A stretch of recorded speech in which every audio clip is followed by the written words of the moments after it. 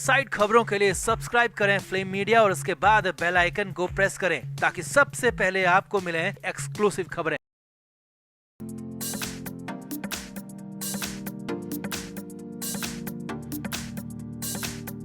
तो महाराष्ट्र में विधानसभा चुनाव खत्म हो चुके हैं, लेकिन फिर भी अभी तक ईवीएम से लेकर छेड़छाड़ का मुद्दा थमने का नाम नहीं ले रहा। उद्धव ठाकरे और कांग्रेस के बाद एक बार फिर से शरद पवार ने ईवीएम छेड़छाड़ को लेकर बहुत बड़ा बयान दिया है और अब की बार तो इतना बड़ा बयान दिया है कि अजित पवार की सीट भी खतरे में आ गई है। जी हाँ, शरद पवार का गंभीर आरोप है कि विधानसभा चुनाव में अजित पवार जीते नहीं थे बल्कि हारे थे, और वो भी 20,000 वोटों से। शरद पवार ने आरोप लगाया कि अजित पवार हारे थे लेकिन ईवीएम में छेड़छाड़ करके उन्हें जीता हुआ दिखाया गया। तो और क्या कुछ कहा शरद पवार ने अपने आरोपों के पीछे बड़ी वजह भी बताई है। तो आपको भी शरद पवार का पूरा बयान दिखाते हैं। आप भी वीडियो को शेयर करें और अपनी राय कमेंट बॉक्स में जरूर दें। तो महाराष्ट्र का एक गांव है मरकरवाड़ी, जहां पर बैलेट पेपर के जरिए चुनाव कराने के लिए आंदोलन की शुरुआत हो चुकी है और उसी गांव के विधायक उत्तम जानकर हैं, जो कि शरद पवार गुट के हैं। उत्तम जानकर ने 3 बड़े दावे कर खलबली मचा दी। शरद पवार गुट के विधायक उत्तम जानकर ने बड़ा आरोप लगाया है कि महायुति गठबंधन ने ईवीएम में छेड़छाड़ कर महाराष्ट्र विधानसभा चुनाव जीता है। बीजेपी ने हालांकि इस दावे को अपरिपक्व करार दिया है। उत्तम जानकर शरद पवार की अगुवाई वाली एनसीपी एसपी के विधायक है। वो सोलापुर जिले की मालाशिरस सीट से चुने गए हैं। मरकरवाड़ी गांव इसी विधानसभा सीट के अंतर्गत आता है। उन्होंने इस सीट पर बीजेपी उम्मीदवार को 13,000 से ज्यादा वोटों से हराया है। तो उत्तम जानकर ने 3 बड़े क्या दावे किए हैं वो आपको भी बताते हैं। तो उत्तम जानकर का पहला बड़ा दावा है बारामती को लेकर। बारामती सीट जो पवार परिवार का मजबूत गढ़ माना जाता है। खास बात यह है कि उन्होंने बारामती में जाकर ही ये दावे किए और बारामती विधानसभा सीट पर इस बार मुकाबला अजित पवार और उनके भतीजे युगेंद्र पवार के बीच था। युगेंद्र पवार शरद पवार गुट के उम्मीदवार थे। चुनाव आयोग ने अजित पवार को बारामती से विजयी घोषित किया है, लेकिन उत्तम जानकर का दावा है कि अजित पवार जीते नहीं बल्कि 20,000 वोट से चुनाव हारे थे।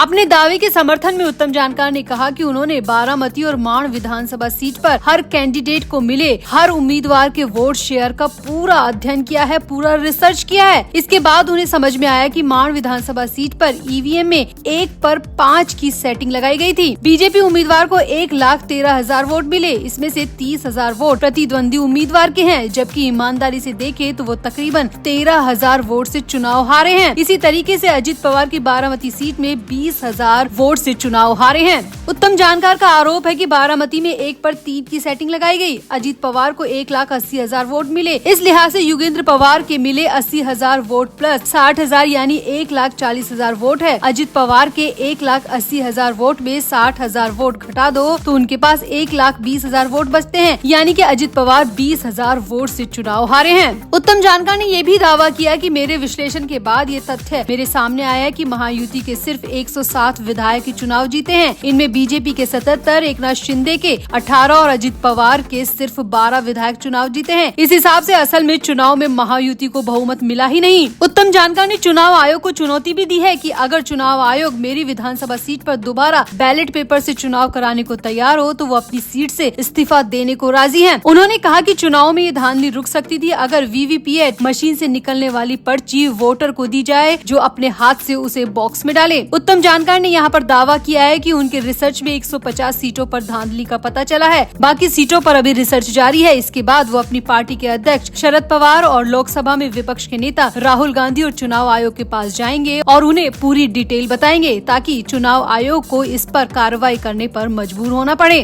तो कुल मिलाकर शरद पवार गुट के विधायक उत्तम जानकर का बड़ा और गंभीर आरोप है कि बीजेपी ने ईवीएम में बड़ी छेड़छाड़ की है और इसी वजह से अजित पवार चुनाव जीते हैं, जबकि अजित पवार को असल में देखा जाए तो 20,000 वोटों से हार मिली है। अब उत्तम जानकर के इस दावे में, इस आरोप में कितना दम है ये तो पता नहीं, लेकिन उत्तम जानकर के इस पूरे रिसर्च ने खलबली तो मचाई दी है। तो क्या वाकई में चुनाव आयोग को उत्तम जानकर के इस दावे पर जांच करानी चाहिए? क्या वाकई में एक बार फिर से बैलेट पेपर से चुनाव कराना चाहिए? आपको क्या लगता है, क्या वाकई में महाराष्ट्र में धांधली हुई है? ईवीएम छेड़छाड़ पर आपका क्या कहना है? आप भी अपनी राय कमेंट बॉक्स में जरूर दें और वीडियो को भी शेयर करें।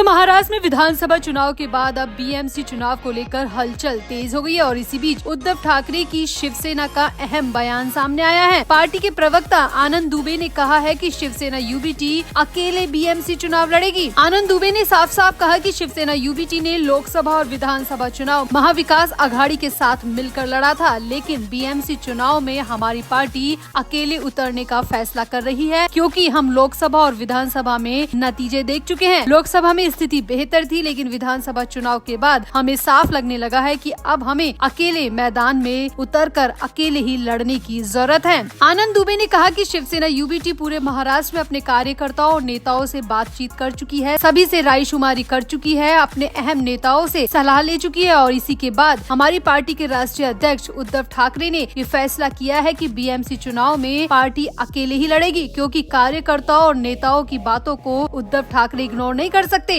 उन्होंने कहा कि पूरे महाराष्ट्र में शिव सैनिकों का सुझाव और मांग मांगी गई थी और इसी के बाद ये फैसला लिया गया है कि बीएमसी चुनाव में पार्टी अकेले मैदान में उतरे। अब इसी बीच आनंद दुबे से मीडिया वालों ने संजय राउत को लेकर भी सवाल किया, तो इस पर आनंद दुबे ने कोई खास जवाब नहीं दिया, बल्कि पहले तो वो सवाल को ही टाल गए, लेकिन बार बार पूछे जाने पर आनंद दुबे ने सिर्फ इतना कहा कि चाहे कोई नाराज हो या फिर कोई खुश रहे, हम किसी एक को मनाने के लिए या किसी एक के रूठने के डर से हम सभी कार्यकर्ताओं और नेताओं को इग्नोर नहीं कर सकते, क्योंकि पार्टी एक से नहीं चलती बल्कि सभी कार्यकर्ताओं और नेताओं से चलती है। अगर किसी एक को नाराज होना है या रूठना है तो ये उनकी मर्जी है, लेकिन सभी कार्यकर्ताओं की मांग और सलाह के बाद ही पार्टी अध्यक्ष ने फैसला लिया है कि बीएमसी चुनाव में पार्टी अकेले ही उतरेगी। आनंद दुबे ने यहाँ पर ये भी बताया कि चुनाव में अकेले लड़ने का फैसला लेने के पीछे दो बड़ी वजह है। आनंद दुबे ने कहा कि पहला कारण ये है कि अकेले चुनाव लड़ने से हमारे कार्यकर्ताओं में उत्साह बढ़ेगा और दूसरी वजह ये है कि हमारे ही ज्यादा से ज्यादा कार्यकर्ताओं को चुनाव लड़ने का मौका मिलेगा। उन्होंने कहा कि ये हमारे कार्यकर्ताओं की मांग है, इसीलिए हम निश्चित तौर पर बीएमसी चुनाव अकेले ही लड़ेंगे और अपने ही कार्यकर्ताओं का प्रोत्साहन बढ़ाएंगे। यहाँ आपको बता दें कि एमवीए के साथ विधानसभा चुनाव में शिवसेना यूबीटी के 85 उम्मीदवारों ने चुनाव लड़ा था। हालांकि यहाँ एमवीए की तीनों ही पार्टियों शिवसेना यूबीटी, कांग्रेस और एनसीपी एसपी का प्रदर्शन उम्मीद के बिल्कुल भी मुताबिक नहीं रहा। तीनों को मिलाकर 50 से भी कम सीटें हासिल हुई थी और इसीलिए अब उद्धव ठाकरे की पार्टी ने ये फैसला किया है कि बीएमसी चुनाव में वो महाविकास आघाड़ी के साथ नहीं बल्कि अकेले चुनाव मैदान में उतरेगी। अब दूसरी तरफ खबर ये भी आ रही है कि संजय राउत उद्धव ठाकरे से इस फैसले से बिल्कुल भी खुश नहीं है और पार्टी की मीटिंग को भी बीच में ही छोड़कर चले गए, क्योंकि उद्धव ठाकरे ने संजय राउत की बात को दरकिनार करके कार्यकर्ताओं और नेताओं की मांग और सलाह को इम्पोर्टेंस दी और यही बात संजय राउत को नागवार गुजरी, क्योंकि संजय राउत शुरू से ही चाहते हैं कि उद्धव ठाकरे बीएमसी चुनाव भी एमवीए के साथ ही लड़े, यानी कि कांग्रेस और शरद पवार के साथ ही लड़े। लेकिन अब उद्धव ठाकरे ने संजय राउत की बात को साइडलाइन कर दिया है, या यूं कहे कि संजय राउत को ही साइडलाइन कर दिया है और अकेले चुनाव मैदान में उतरने का फैसला किया है। तो आपको उद्धव ठाकरे के इस फैसले पर क्या कहना है? क्या अकेले चुनाव मैदान में उतरकर शिवसेना यूबीटी कुछ खास कमाल कर पाएगी या फिर